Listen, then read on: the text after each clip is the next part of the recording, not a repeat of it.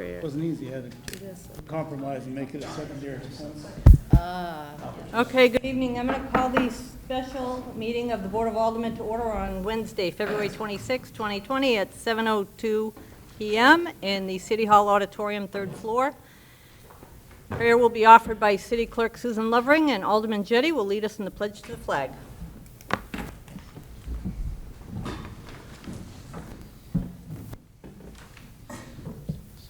Almighty God, we have the high honor and the serious duty to manage the affairs of our beloved city.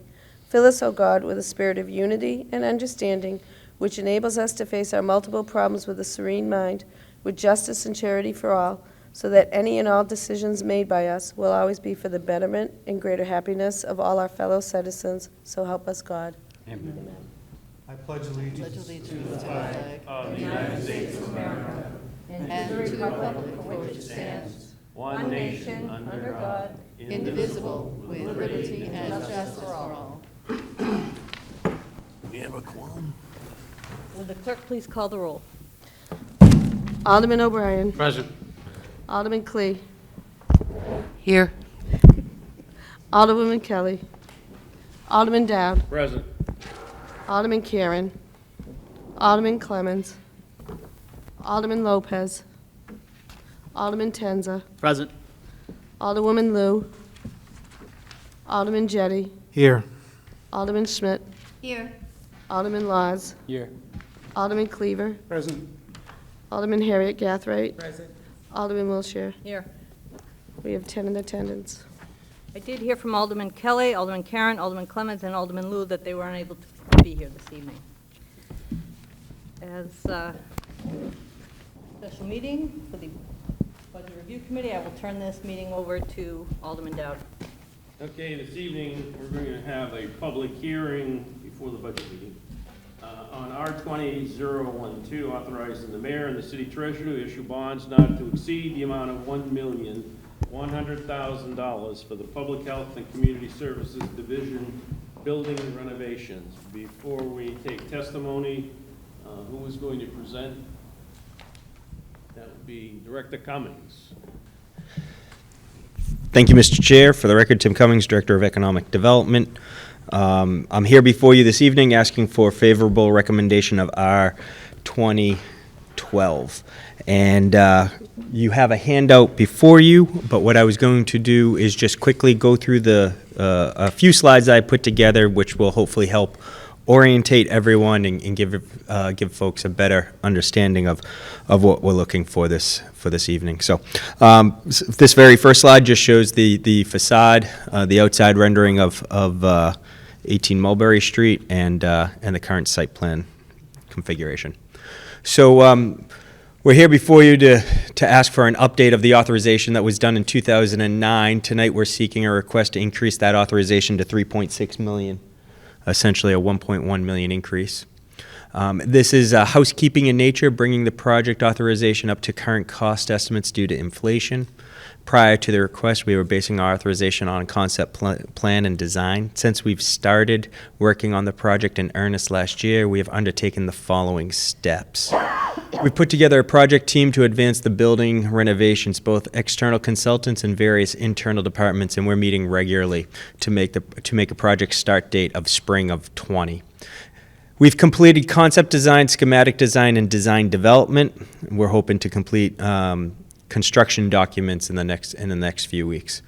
Construction manager has been procured and has been working with us throughout the entire design process. We are using Martini Northern as our construction manager. This project has not changed materially since it was originally scoped and is predominantly being undertaken to meet ADA requirements by adding an elevator. But we will also be replacing the roof, which has come to its end of life, doors, windows, floors, mechanical equipment, which have come to all of its end of life. There will be additional miscellaneous tasks undertaken, but I highlighted the major project elements. So before you is just a quick slide that shows you what the first floor looks like, and I wanted to show this to you because I really just want to show you the major reconfiguration of what's going to occur in the building, which is basically right now when you have the first when you enter in on the first floor, the ground floor, you walk back and you typically walk along the side here to the rear of the building to go down into the basement or go up. Moving forward, you're actually going to come in where there's an existing wall right now. They're going to reconfigure this stairwell here. And the reason why is because this, what is a hallway now, will be redeveloped into an elevator and an elevator shaft. There'll be some reconfigurations of all the differing business units within the public health building here to make this work, but that's the essential major change that we're doing. Could I just ask, could you help me by, where's Elm Street and where's Mulberry Street? Mulberry Street, Mulberry, Okay, Elm. thank you. Yep. So again, next slide, this is the basement. It just shows you that you'll come in from the rear, and it's pretty much laid out the same. We're looking to increase some usage along this corner of the building here by adding some additional office suite storage, better communal space, try to get all the business units that's spread over a couple floors into one unit in a more efficient way here on the first floor. And then this is the top floor. Essentially, very, very minor changes, except for, as again, you'll have the elevator shaft that continues all the way through, and then again, it's just relayed out. So this is essentially an image of what it is that we're undertaking, which is we're putting in this elevator shaft right here, and that's the major element to this. We did a costing analysis to look at maybe actually just attaching the elevator to the external of the building as opposed to doing it interiorly. And through both having the construction manager and the architect on board, and through their investigations, it was more economical to do it interior to the building. With that being said, it's my goal to try to get this project underway for May of 2020, and the Board of Health has recommended this legislation before you. Thank you. Are there any questions for Director Cummings on this project? Alderman Jettie? So, remind me, when this started, when I looked at, I saw that originally there was a bond. I was 5 years old. There was a bond of 1.1. Yep. 1.2. And then that was back in 09, 08. 2008. Yep. And then in 18, we added another 1.3 million. Mm-hmm. And now it's another 1.1. So when we started this, before I was on the board, I remember that there was a discussion about whether we should buy the building on on the other side of Elm Street, the old Mm-hmm. bakery building. Mm-hmm. And, so in retrospect, considering what it's costing us now, is there? It'd be significantly more if you were still to look at another building, Mhm. and particularly that building that you're talking about. So this is still a better deal than Much better. acquiring a different building or starting from scratch. Yes, much better. This is probably the most efficient and economical approach that we can undertake and still achieve the original intent and scope that we set out to achieve.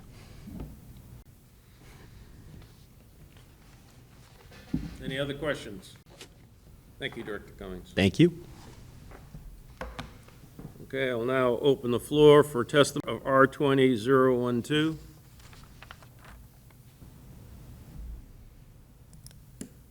Seeing none. Testimony in opposition to Res. 012.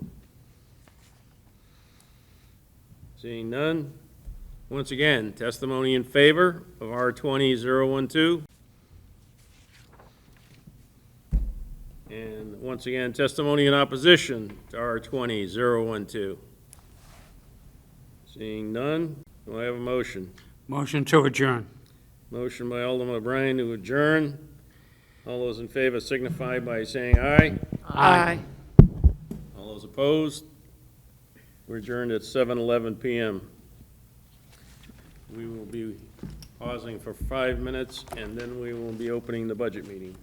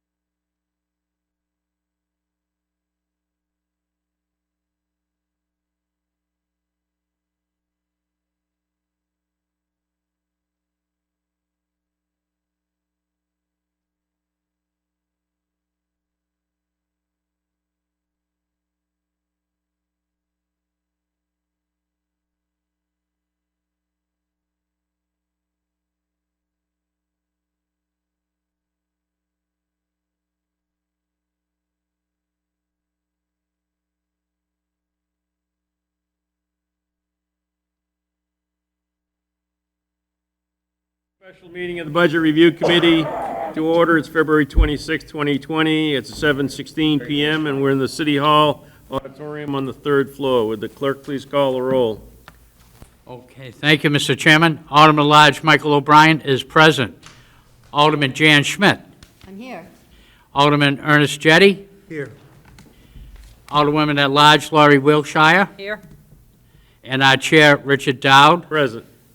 Also in attendance is Alderman Laws, Alderman Clee, and Alderman Tenza. I'm here. Okay. Linda and I. Oh, and my good, excuse me, Two of them. my good compadre of the Transportation Committee, Alderman Skip Cleaver, and Alderman Harriet Gathright, my fellow Ward 9. My apologies for skipping you, excuse me. Also in attendance, Director Bagley and. Oh, yes, Director Bagley And Director Cummings. and Director Cummings. Thank you. And Mr. Fedett, City Treasurer. Thank you. All right.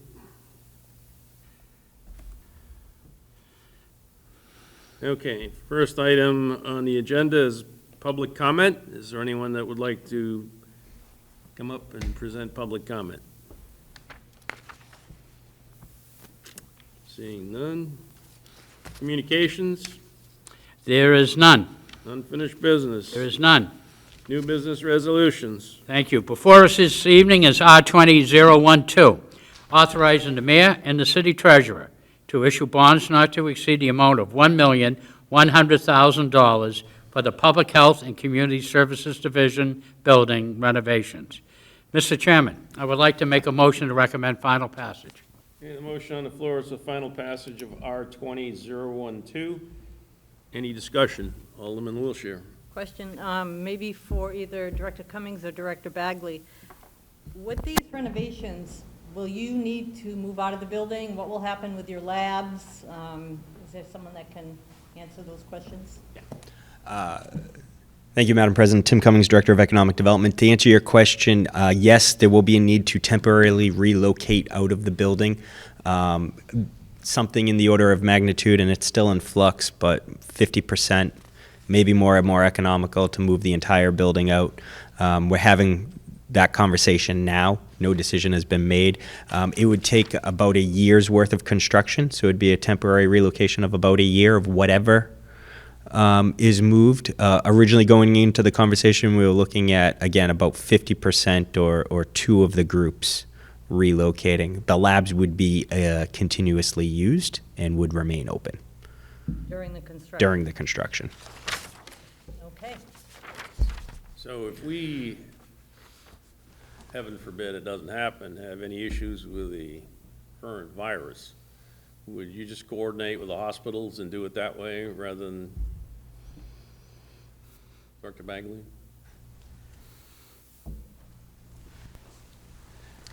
Director Bobby Bagley of the Division of Public Health and Community Services. I'm sorry, Alderman Dow, can you repeat the question?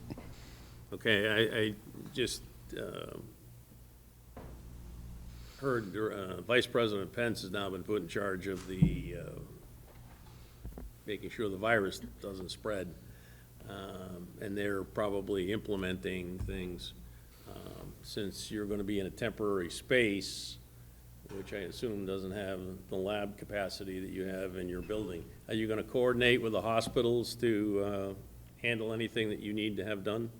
So with the response to the COVID-19, anything that we do with regards to public health response will involve engaging, working with our community partners at the hospital, as well as with our first responders and our emergency management director. We don't do any testing in our lab with regards to viral screening, so any tests that will need to be done, samples will be collected and they will be sent up to the state lab or through the CDC, so that type of operation or performance will not occur at our lab locally. We basically use our labs for environmental health water testing, which the construction and architect teams have assured us that we will be able to have use of the lab, and they'll work around that space so that we can be able to continue that type of work.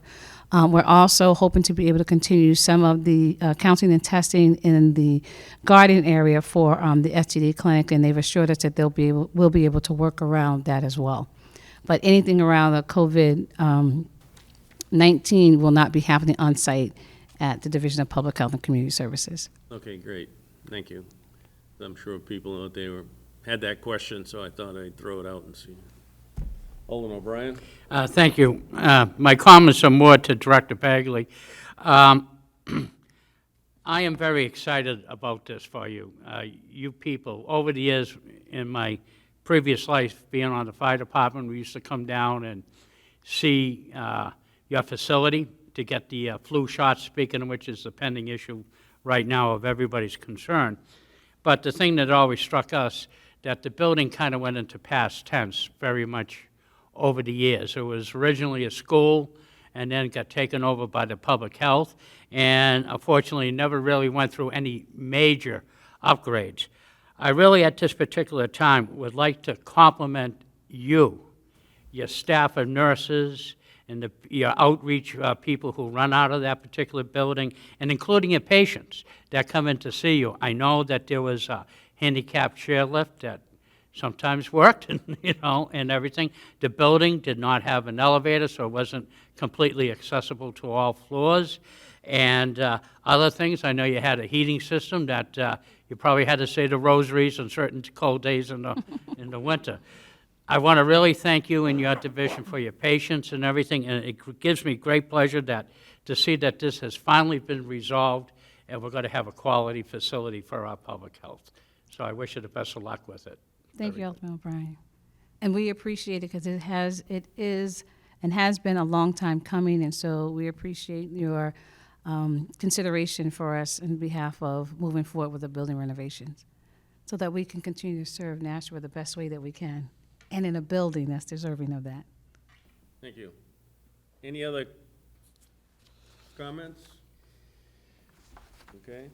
Motion on the floor is R-20-012, authorizing the mayor and city treasurer to issue bonds not to exceed the amount of $1,100,000 for the Public Health and Community Services Division building renovations. Motion on the floor is to recommend final passage to the full board. All in favor signify by saying aye. Aye. Opposed? Motion carries. Alderman O'Brien? New business orders, there are none? None. General discussion, does anyone have anything they wish to discuss? The only thing I will mention is, again, that the budget season is rapidly approaching. I've heard it rumored that the budget books will be coming to us sometime between now and the next meeting at the latest of the full board. The budget committee especially needs to go through that book thoroughly and look at the implications. I've heard from all the department heads, and I don't think I've heard of a department head yet that's coming in at what was requested. So it's going to be an interesting budget season. So the more you know about the budget book and the interrelationships between the different sections of it, and I'm having the chief financial officer put together a little blurb on how those things all interrelate. I think that's a good thing for everybody. So we'll be getting that out as soon as possible. Also, we're going to be generating the schedule. I've talked to Donna today, and she's putting together the initial dates. It's going to be tricky, lack of space, and of course we all know how few dates we have for meetings. But that will all be set up right through the public hearing and then the final approval before we approve the budget for 2021. Are there any questions on the upcoming budget season? No? Okay. Public comment? None? Remarks by Alderman? None? Non-public, we don't need a non-public. Alderman O'Brien. Motion to adjourn. Motion is to adjourn. All in favor signify by saying aye. Aye. Opposed? Motion carries. We're adjourned at 7:25 PM. There'll be a 5-minute break and then Infrastructure. infrastructure.